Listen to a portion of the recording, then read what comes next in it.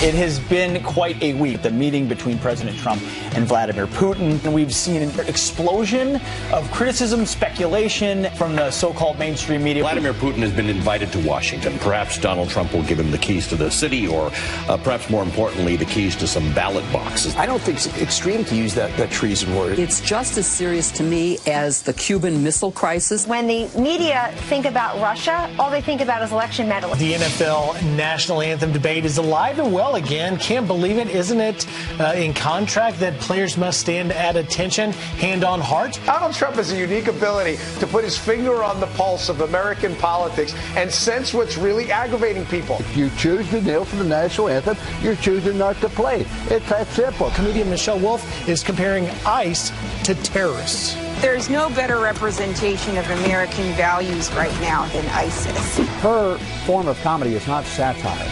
It's angry, bitter hate. We're here in Kansas City to rally for Brent Welder. We're going to flip this seat red in November. Let's go.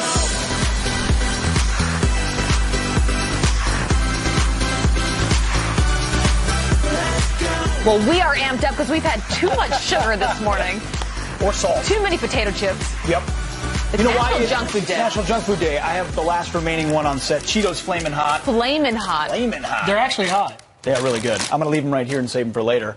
It is. Enjoy your Saturday. I mean, it's a beautiful summer Saturday across much of America. And thanks for joining us in the 9 o'clock hour of Fox and Yeah, Friends. happy Saturday morning. Good to have you as always, Griff. Thank you. It's fun to be back because, you know, it's funny.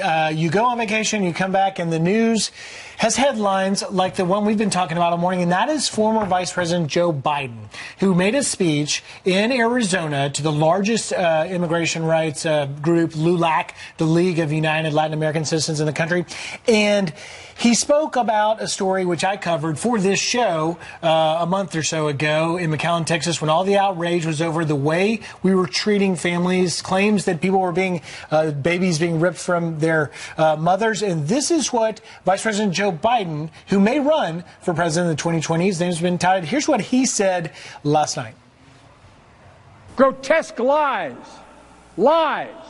about immigrants, about crime, about cost to the community. This administration's policy that literally ripped babies from the arms of their mothers and fathers.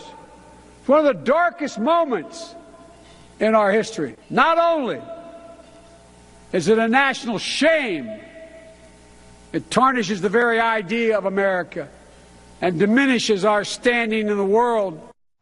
Okay, so in a campaign-style speech, he's talking about lies. He's talking about crimes. He's talking about babies being ripped from parents, as if the Obama administration had nothing to do with any of this. Griff, you've been on the border. Your take. Well, what Vice President Biden didn't talk about was the fact that this all began in 2014 when the Obama administration created the center in McAllen, Texas for processing. It is exactly the same policy.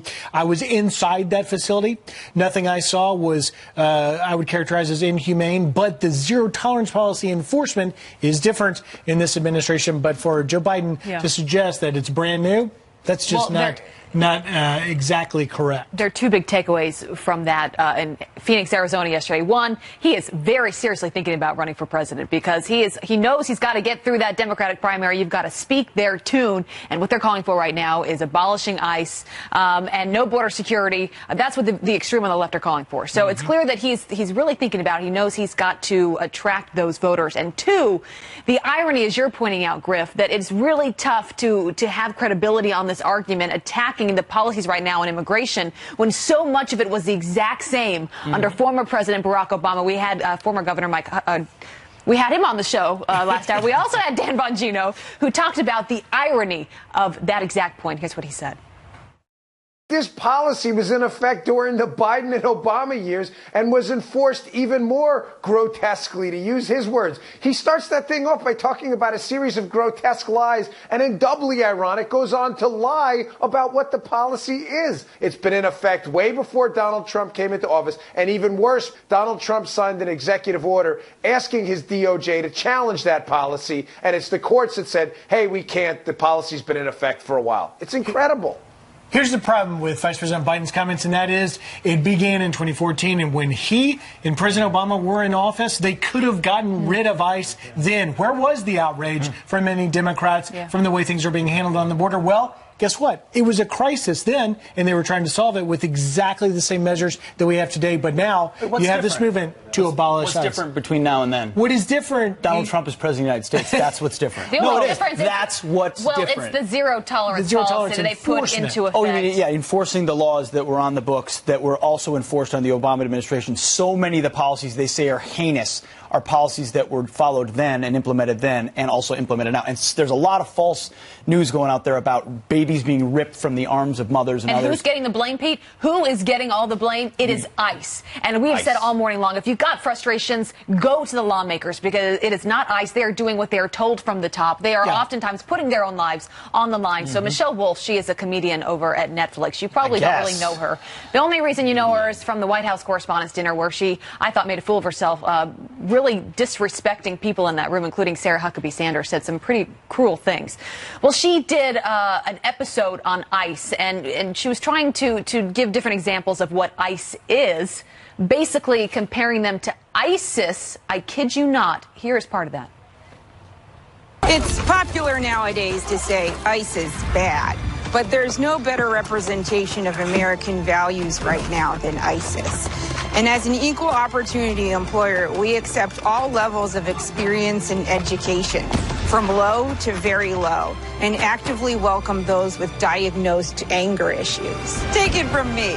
No organization is better than ISIS. Little context, the disturbing irony here is that ICE was created in 2003 in the wake of 9/11 to try and help enforce immigration laws so that we would not have threats within the interior of the U.S. like we did when the 9/11 terrorists came here. And now, look, you're making a parody of what the organization has created. So much to pick apart there, too. They talk about how if you've got low intelligence or really low, join this force. It's the same critique the left always makes about people who serve our country, whether in law enforcement or the military. Remember when John Kerry said, if you don't study, you might get stuck in Iraq? The implication is if you serve, you aren't good enough to do something better than that. Many, many ICE agents that you know are former law enforcement, or they're current law enforcement at ICE, but also former PD, veterans, who probably fought in Iraq and Afghanistan, probably pulled triggers on or against ISIS. The implication of this is as absurd as it goes, but it is the implication of the left. And that's why you see immigration as the top issue for so many people. It's open borders versus a wall. It's abolish ICE versus support law enforcement. It's sanctuary cities versus believing the rule of law matters. That is the dichotomy, and it is as far left as you can get. And that's why Joe Biden's given a speech like that. He's got to give in to the activists who are screaming about abolishing ICE and harassing ICE officers. That is what the 2018 and I believe the 2020 election cycle will be centered around. You're going to have a choice as a voter. Which world, which country do you want to live in? So, of course, immigration is constantly being debated in this country right now, but also the NFL. It stopped for a bit because there was a rule in place, right, where players did have to kneel for the anthem. If they didn't want to kneel, they could go in the locker room.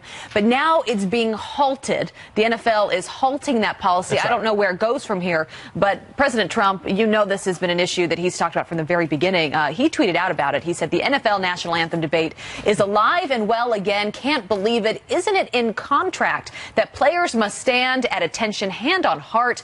The $40 million commissioner must now make a stand. First time kneeling, out for games. Second time kneeling, out for season, no pay. So we just had on Lou Holtz, of course, coach at Notre Dame. Pete and I spoke to him, and what a man he is. And we got his perspective on what's going on. And here was his advice.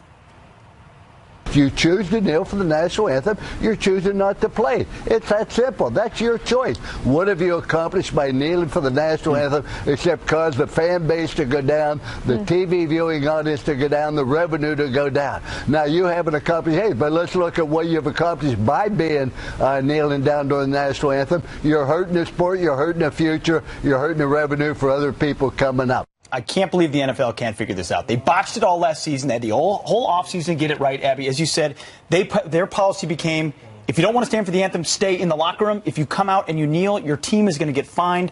Some players and teams came out defiantly. The Players Association went into the recent meetings and said, we can't handle this, so they hit pause. Now we don't know what the policy is going to be, which likely means we go into another season of kneeling and another season of, we're not making political progress on this issue by kneeling. You're taking a sport and politicizing it. And that's why the president has his finger on the pulse of issues that folks really care about. Our country loves the flag. They love our law enforcement and our military. Set aside your grievances for what does the anthem take, a minute and a half?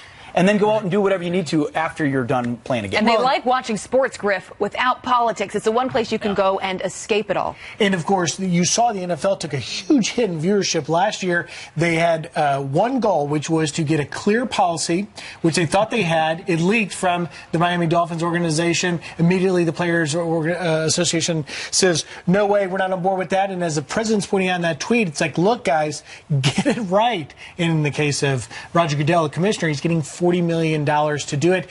The serious takeaway from this is that if they do not clarify this going into the season, you're going to lose people in September, you're going to lose people in October, and the NFL cannot take another 9-10% cut in viewership.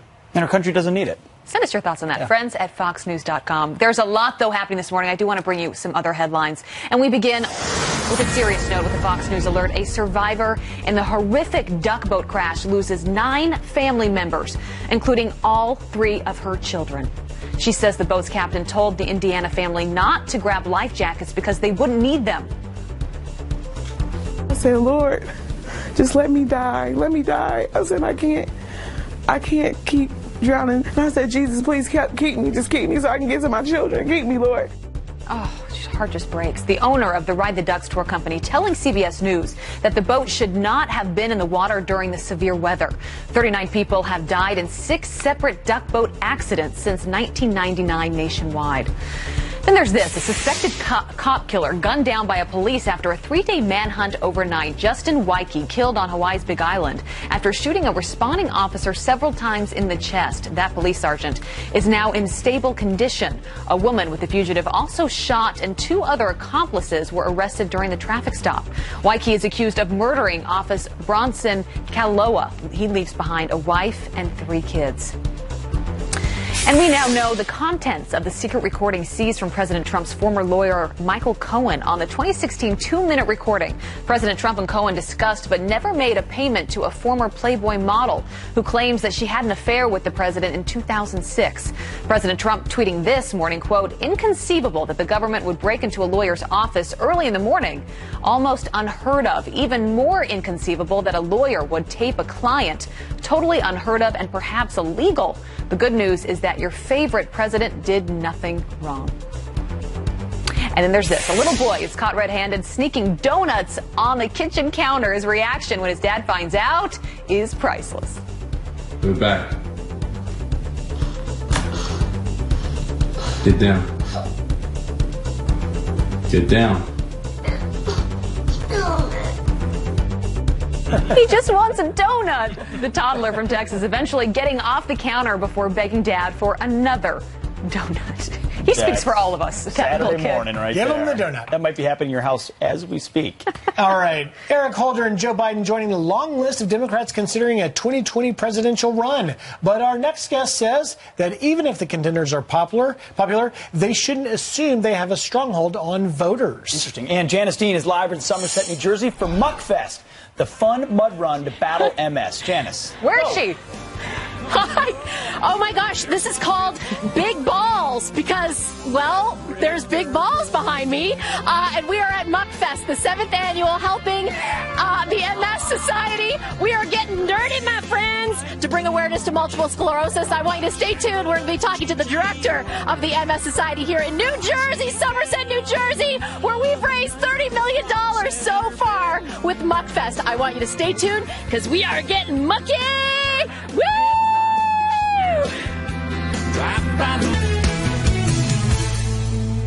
Well, Obama-era Democrat favorites Eric Holder and Joe Biden are joining the long list of Democrats considering a 2020 presidential run. But our next guest says that even if the contenders are popular, they shouldn't assume they have a stronghold on voters. Joining us now, former National Justice Director for Bernie Sanders' presidential campaign, Teslyn Figaro. Tez, thank you very much for joining us this morning. So you worked for Bernie Sanders before, but you said you have an open mind toward folks like Joe Biden and Eric Holder. Who has the inside track on liberal voters? You know, I absolutely do have an open mind towards new candidates. I think the more the merrier that run would do a fantastic job addressing the issues. My vote doesn't automatically go to Senator Sanders. I think those who really reach out to the base, and particularly the African-American community, is who will get my vote. I'm looking for someone that's going to address the issues and not walk around it. And I'm actually looking for someone that can not just address issues outside the border, but inside the border as well. All right, so here are some 2020 contenders that are being talked about on the Democratic side. Eric Holder, who we mentioned, Joe Biden, Bernie Sanders, Elizabeth Warren, Kamala Harris, Cory Booker, Senator Kirsten Gillibrand, and Sherrod Brown. But it's interesting because you look at a recent Rasmussen poll, and it shows that over 70% of Democrats, I believe is what it says, are wanting a new face to lead the Democratic Party. See there, 73%. What does that tell you about the future of that party? Well, it tells me what we tried to do in 2016 didn't work. You know, putting the same people out over and over, you know, specifically speaking about Hillary Clinton. Although a lot of people may have agreed with our ideals, people really do want to see something new, something fresh. But it's not just important to have a fresh race. It's important to have fresh ideas that actually work. So I think, you know, who is that person? You know, really, I can't tell you right now because I'm interested to see how all of the kids, first of all, if they'll actually get the courage to run, if they'll be told to sit down like they were the last time. You know, there were a lot of people that said they would run the last time and didn't. So I want to see at least 10 plus candidates, you know, get out there and fight over the issues and talk about it and have a real deep conversation. And it doesn't mean that I'll automatically go with Senator Sanders or anyone else. I want to go with the candidate that is addressing my issues as a American living in this country. You're going to get more than 10. You might have 20 or 30, so lots of choices there. Teslyn, thank you for your time this morning. We appreciate it. Thank you, Teslyn. Thank you. All right, well, a teen now accused of vandalizing a memorial that honors a fallen Navy SEAL and Medal of Honor recipient of lone survivor fame. This hits home for former Navy SEAL and lone survivor Marcus Luttrell. He joins us to react live next. That'll be powerful. Plus, a special delivery in a Chick-fil-A bathroom. And the new father wrapped his newborn in the shirt. Off his back, a Trump 2020 shirt. More on that coming up. And I'm getting weary. How far is heaven? And Welcome back. A couple of quick headlines for you here. Iran is preparing to launch a massive cyber attack on the U.S. and its ally. NBC News reports the attack could target infrastructure and healthcare and technology companies. Experts say nothing is imminent, but precautions are being taken. Glad we made a deal with them. And a Putin-backed plan for a Ukraine referendum rejected by the White House. Russia's ambassador to the U.S. claiming that President Trump and Vladimir Putin discussed the proposal, but it was quickly rebuked by the White House. The 4-year conflict with Russian-backed separatists has killed more than 10,000 people. Of course, Putin still wants that land grab. Meanwhile, the Pentagon plans to send $200 million in military aid to Ukraine, something the Obama administration did not do. Jeff? All right. The movie Lone Star tells the story of true American heroes. What are you thinking? I'm thinking we're about fixing to get into a pretty good gunfight. The film depicts Lieutenant Michael Murphy, the Navy SEAL who gave his life in Afghanistan, earning him the Medal of Honor and a memorial in his name. But now that memorial is shattered, and a 14-year-old boy is facing charges for vandalism. This hits very close to home for our next guest, who served alongside Lieutenant Murphy. Former Navy SEAL and lone survivor Marcus Luttrell joins us now. Marcus, thanks for being here this morning. You can shatter a monument. You can't shatter the legacy of a man like this who gave everything alongside you for this nation. But talk to us about how it feels when you wake up hearing that someone would have done this to memorial to someone so great as Murph. Well, good morning, Abby, good morning, Pete. Morning. And it's tough. I mean, especially for the family. I would imagine that you know that was a just kind of blew their minds. And in the beginning, when I heard about it, somebody that busted up their memorial, I'm sure I felt just like you did, Pete. I'm like, when you get a hold of the guy, make sure you give me a call so I can come down and hang out with him for a little while. But I heard it was a 14-year-old boy, and I made a lot of mistakes when I was 14, and I think we all did. Sometimes when we're coming into our own, becoming a man, we're confused, and I know a lot of these millennials are confused about some things, and it's tough.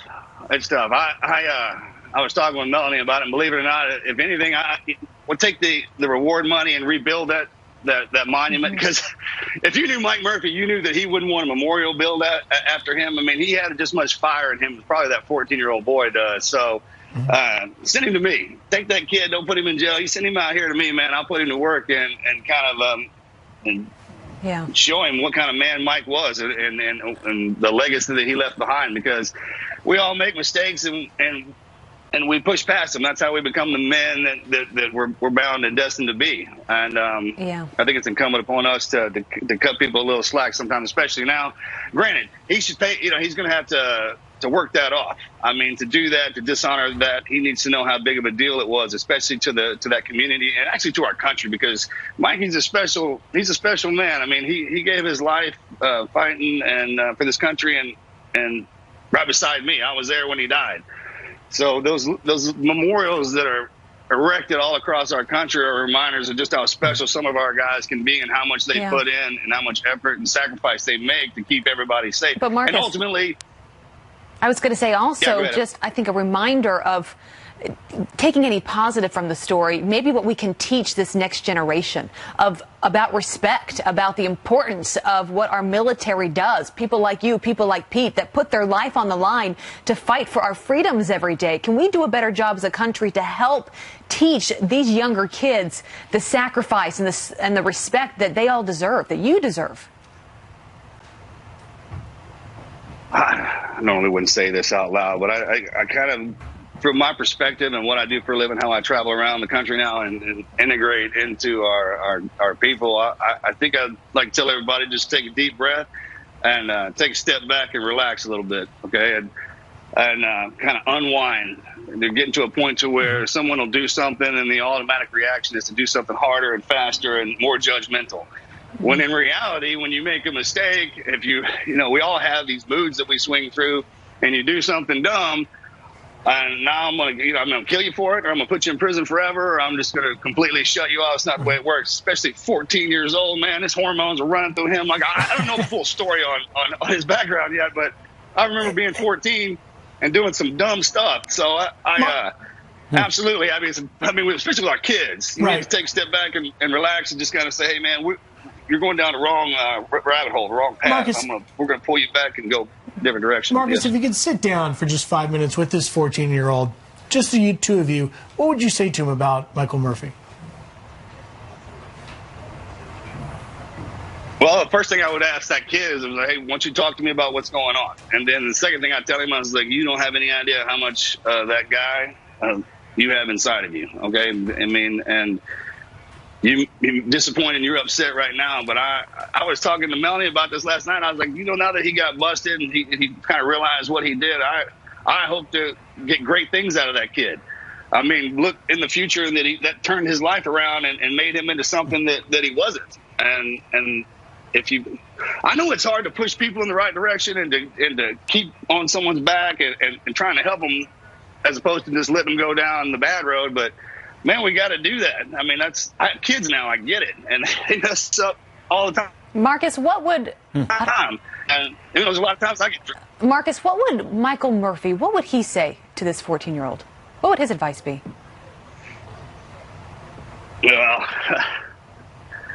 I would imagine that would go in a couple different directions, depending on the day you caught Mikey in. But now that we're older, I mean, it's upsetting. I mean, first of all, the time and effort that it took to erect something like that for the community, that just didn't belong to our family. It belongs to everybody, right? So for one person to come up there and bust it up, he needs to be, he needs to stand for that. And I'm sure that's what Mikey would say. He's like, you're going to have to fess up and then pay up for what you did and take your licks kind of deal. And then now we're going to figure out what's got you so riled up, and then we're going to try and fix it, man. because I didn't like that monument anyways. I'm glad you busted it. You know, something crazy would have come out of Mikey's mouth just to kind of bring some levity to the whole situation. Humility. That's what he was great at. It didn't matter no matter what kind of situation we were in, he could drop something like that. Mm-hmm. And I think if someone talked to that kid as opposed to the trouble he's in, I heard he got snatched out of his room at 3:00 in the morning, and you know that's that can be a little bit frightening. So he's in a world that he doesn't even know about, and I'd hate for him to have to stay in that.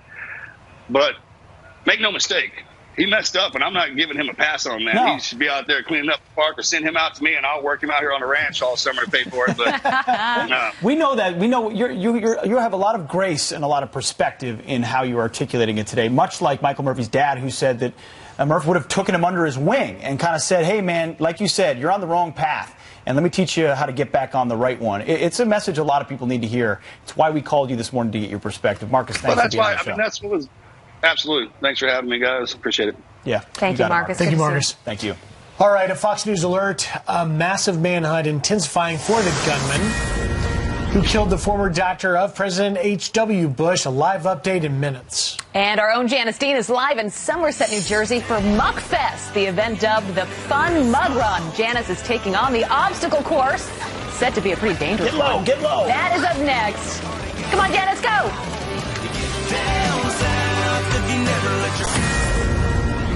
We are back with a Fox News alert. A manhunt intensifying for the gunman who murdered President George H.W. Bush's former cardiologist. The prominent doctor shot dead as he rode his bike to work. Jillian Turner joins us live from Washington with the latest. Jillian, good morning.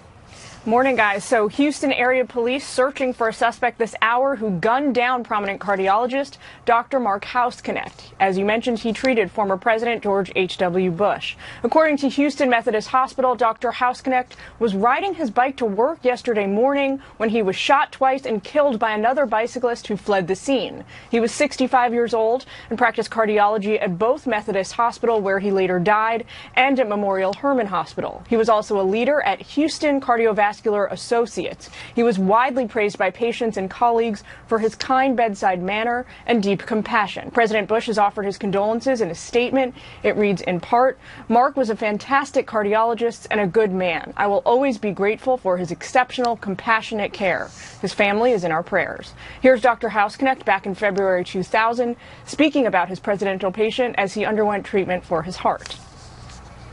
I have no suspicion that there's a heart attack here. All his cardiac enzymes were completely normal.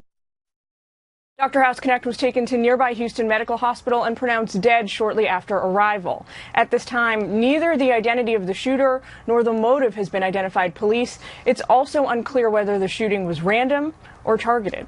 Guys, back to you. All right, Jillian, what a horrible story. Thank you so much for that update. All right, it's terrible, absolutely terrible. All right, turning out to some other headlines we are following closely this morning. An illegal immigrant deported twice pleads guilty to killing an NFL player in a horrific car crash. He is now charged with causing death while driving drunk and faces up to 16 years behind bars. The Guatemala native crashed into Indianapolis Colts linebacker Edwin Jackson and his Uber driver, killing both of them in February.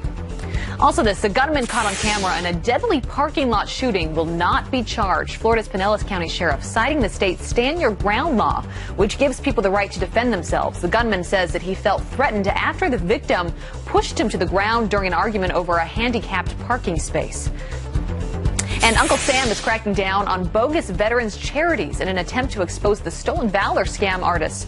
The FTC unveiling Operation Donate with Honor, which identifies those who steal millions from people who think they are donating to military families. People love to give. It's a great feeling to give, but it's also important to know who and what you're giving to. Then you can donate to the proper organization that will benefit veterans. Along with the new campaign also comes swift legal action against two phony charities, in particular Help the Vets and Veterans for America. So steer clear of those.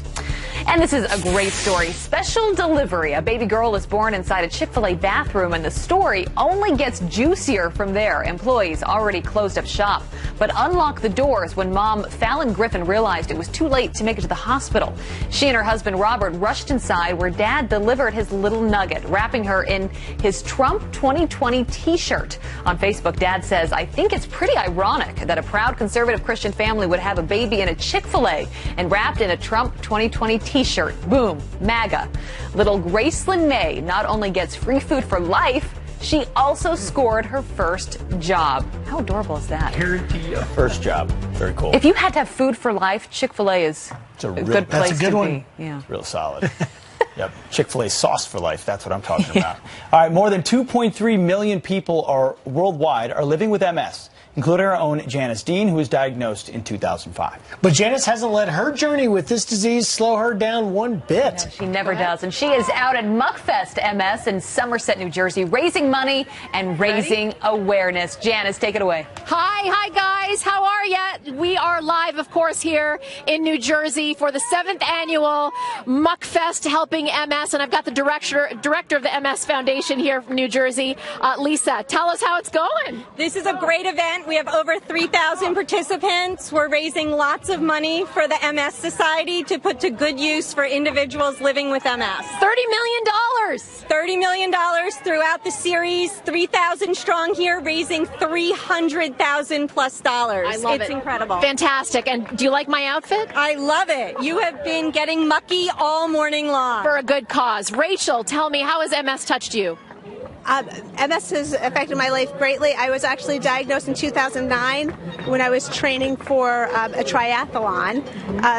Like about a month before the triathlon, I came down with the shingles, and I expected just to be able to take antibiotics and go on my way. We didn't know what it was, and then it turned into, like, I deferred that triathlon, and I thought I'd do it the next year, but here we are 9 years later, and I'm still waiting. But maybe next year, I hope next year I'll be participating in the Muckfest. Yes. And the MS Foundation's fantastic. We've been participating. My family's been doing this for 6 years. We had been doing it, and now this is our first, the first year with my boss is sponsoring us this year, the Puro Clean Puddle Jumpers. So we have a lot of co-workers. Awesome. And it's Listen, awesome. do you mind if I finish it off for you? Awesome. All right, Lisa, you hold this for me. I will. We are going to finish this race. Are you ready? Here we go!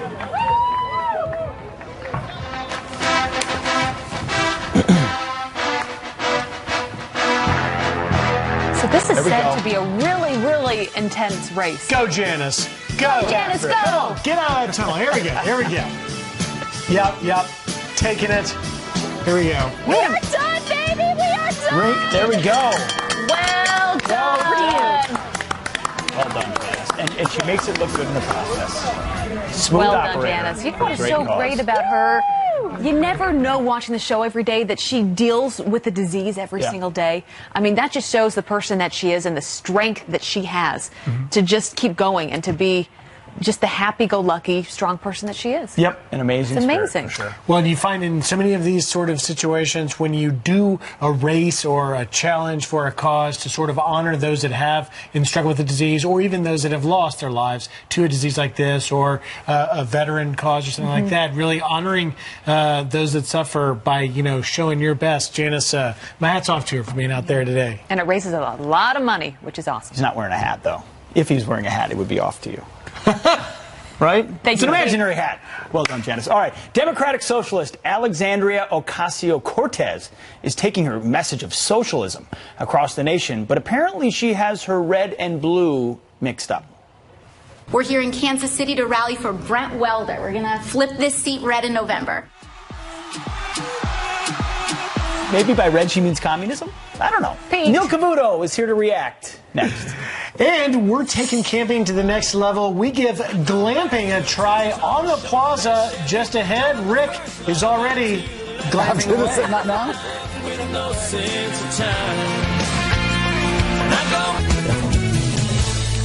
And we are back with some quick headlines for you. Starbucks is opening its first location catering to deaf customers. The employees will be fluent in American Sign Language, and the store will feature a custom mug and artwork by a deaf artist. The coffee shop will open in Washington, D.C.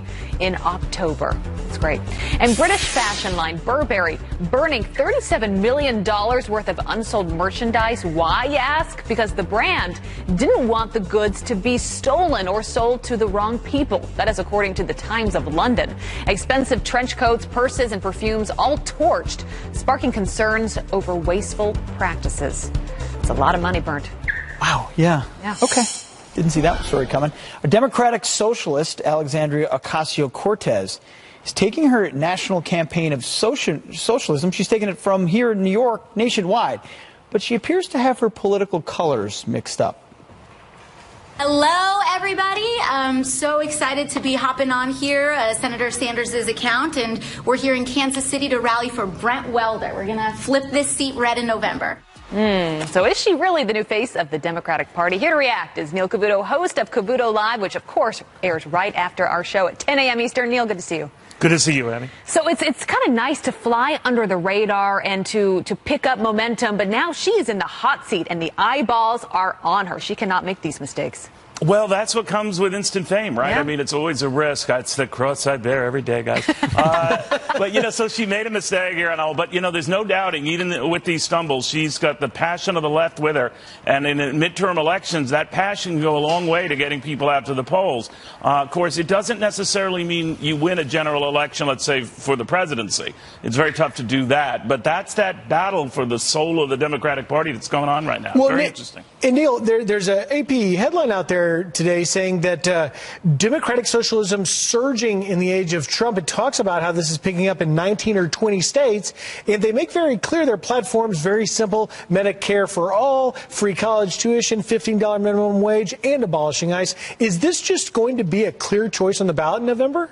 It's way too early to say one way or the other. If I will say this, that it reminds me of that old Maggie Thatcher line. The problem with socialism and the views of the left in general, if I can extend it, is eventually you run out of other people's money. And that's the conundrum, I think, that's going to be faced here, because even trying to rein it in and trying to do the things that we're trying to do right now, we're still building up $1 trillion deficits. So can you imagine if we provided all the stuff that this young candidate wants to espouse? There's just no money in the till for that. Boy, that's right. It's been a busy week, but amidst it, the president continues to stay focused on his America First economic agenda, part of which he's now calling out China and Europe's currency manipulation. We'll put up a tweet he put out yesterday. It said China and the EU and others have been manipulating their currencies and interest rates lower, while the U.S. is raising rates while the dollars get stronger and stronger with each passing day, taking away our big competitive edge. As usual, not a level playing field. Neil, do you believe he's right? Well, I think it further greases the skids what he has said about the Federal Reserve. Very unusual for a president to criticize the central bank. It's an independent entity. But to say, why do we have this Pavlovian knee-jerk reaction that every time the economy picks up, interest rates go up? He's quite right to say that does strengthen the dollar. The Chinese, many argue, are forcing down their dollar. That improves their trade position. It makes ours worse. So what he is saying in no subtle terms here is that, look, you, Federal Reserve governors and brainiacs, you're killing me here. Yeah. You know, it remains to be seen how that's going to change policy. I doubt it will, but he's reminding folks the flip side of an improving economy are interest rates that rise. So it's a fascinating battle here, but he seems to like battles, so we'll follow it. He does. And Neil, a big show coming up. Texas Congressman Michael McFaul, Homeland Security Committee Chairman, David Cicilline, is that how you say his name? Rhode Island Democratic Congressman. The Rhode Island Thomas Democrat had just said, you know, Mr. President, we don't quite buy what happened in Helsinki. We want to see notes and everything. So he's going to be joining us. And you have Thomas Homan, the former director of ICE, who's got a few things to say as well. Neil, look forward to the show. Thanks for being here. Thank you, guys. Neil, always good seeing you. Have a great Saturday. All right. All right, coming up on the show, we are taking camping to the next level. We give glamping, yes, that's a thing, glamping, glamorous camping, a try out on the plaza. Rick's already started. Well, do you want to be outdoorsy-ish on your next summer vacation? Well, we have everything you need to take your next trip from camping to glamping. Here to help with the best products and summer trends, consumer lifestyle expert Lori Wing. Lori, thanks for being here. I prefer the old school, but if you want to take it up a notch. Yeah, we're doing glamping now. It's glamorous camping. We're in a luxury tent. This is by Denver Tent Company. They actually flew out to set this up. Wow. They're known as like the canvas tents, safari tents. You could buy them. You can get them customized. They're It is. all American made. You the can also just load a craftsmanship. family in here. Yeah, and they sleeping set bags if you want them to. up on the deck. It's very comfortable. Yep, you could put a bed in here It's and also set it up twice on the your size of deck. my apartment. Yep, That's it's true. really In New York great. City. It's denver10.com. Are these hard to set up? Because you said some people have people come do anywhere it. from 30 to 60 minutes to set up. Easy. Not bad. So yeah. if you have Pete do it, it's 30. 2 If you got hours. Griff do it. Right. Yeah. What else? And What then we're else going to go to the, we have these bonfire logs. Okay. Light Yep. and go bonfire, and they're Done great. that You don't before. have to collect wood when you're glamping. You light it up, it's $9, and it's self-contained fire. I lit one Clean insi- burning. Yeah, I lit one inside one time. Not a good idea. Yep. Yeah, It outside. okay. It works outside. Yeah. What Yeah. else? Victoria Trading Company. This is a Victorian style canopy. Okay. Easy to set up. You literally pull the poles apart and it pops up. Everything on their website is charming, Victorian. Looks like my mom. They're having right now a giveaway, a glamping giveaway on their site worth $375 of a lot of these accessories. Has this become like a new thing? It is. If you 'Cause don't everyone like loves to rough camping. it, you know, the glamping is the way to go. Then real quick before you get to the drinks, we're going to go over to the speaker. We the also have speaker. Sparkle SPF. Yeah, Sparkle Sunshine Glitter. Party cake. .com, and Wait, it's you have it on you right here. Right? yeah, see? So it's a bug repellent and an SPF 50. So this is going to And protect you from glitters. sunburn. It is, and bugs. Can't help it. And behind you, right here, you see the Portico speaker? Yep. That is a table, a speaker, a This is a Bluetooth speaker. charger. It lights up. And I'm Lauren, going too quick. Real quick, I got this it's cooler great. here. I got to get this in there. What's in this baby? Buzz Pop cocktails. Buzz Pop And they're made with cocktails. Wow, I'll take one of 15% those. premium There you go. alcohol, fresh Buzz pressed Pop. juices. BuzzPopCocktails.com. And yeah, they do. You might see these in Caesar's Palace. All right. Bonta drinks. Lauren- Mediterranean. Or under your tent if you're going to go camping. Thank you, Mitch. Looking forward to learn more. More Fox What was that? Friends coming up. Oh, of course, I can't hear you over here.